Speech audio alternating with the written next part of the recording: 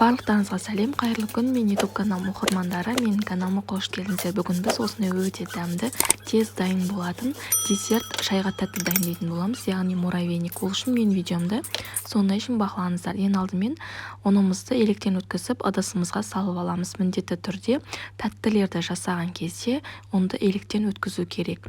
Оның үстіне разрыхителімізді, яғни қопсытқышымызды қосатын боламыз. Оның үстіне бөлме температурасында тұрған сары майымызды салып, майымызды осылай ұнмен араластырып, крошка қамыр жасайтын боламыз.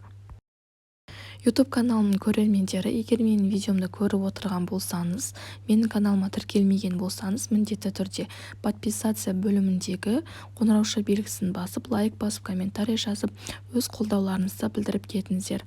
Қамырымызды дайындап алдық. Міне бізде песочный крошка қамыр шықты.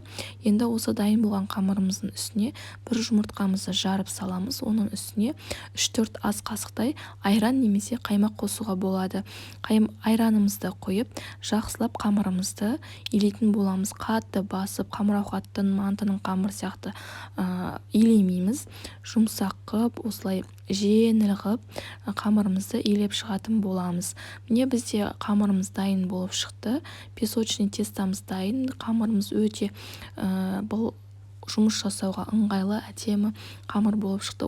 Дәл осы рецепт бойынша аз ғана қант қосып, түрлі песочный тесталардан жасалатын пирогтарды жасай беруге болады. Енді салапанға салып 20 минутқа мұздатқышқа салып қоямыз.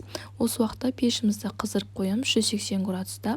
Пешіміз қызып тұрған кезде жаңа қатып тұрған қамырымызды алып, терканың көмегімен немесе массировкадан өткізіп, осылай қамырымызды жасап аламыз.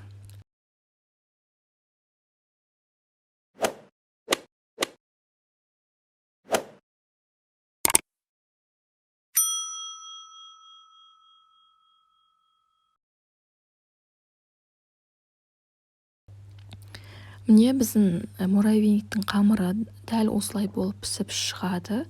Қатты күйдірсеңіздер де болады, өте дәмді болып шығады. Енді дайын пісіп шыққан қамырларымызды алып, бөлек ыдысқа осылай салып аламыз да, қолдың көмегімен немесе оқтаумен басып, майда бөлшектерге бөліп, үгітіп аламыз.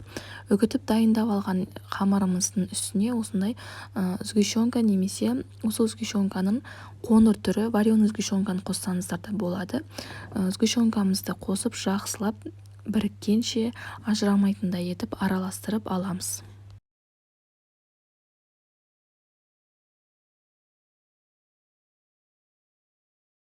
Барлығын жақсылап араластырып алдық. Енді бізге осындай кішкене стаканмен аз ғана ыдысқа құйылған су керек болады. Стаканымызды бірінші суға батырып, оның ішіне жаңағы муравейниктерімізді салып, осылай видеода көрсетілгендей етіп төңкеретін боламыз. Суға батырсаңыздар, оңай алынады және оңай түсетін болады, бір-бірінен ажырамай.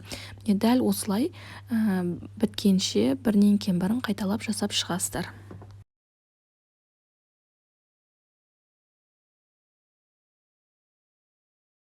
Міне біз муравейниктеріміз дайын болып шықты. Өз қалауларыңызша сәндей беруге болады. Мен бұл жерде сахарный пудра септім.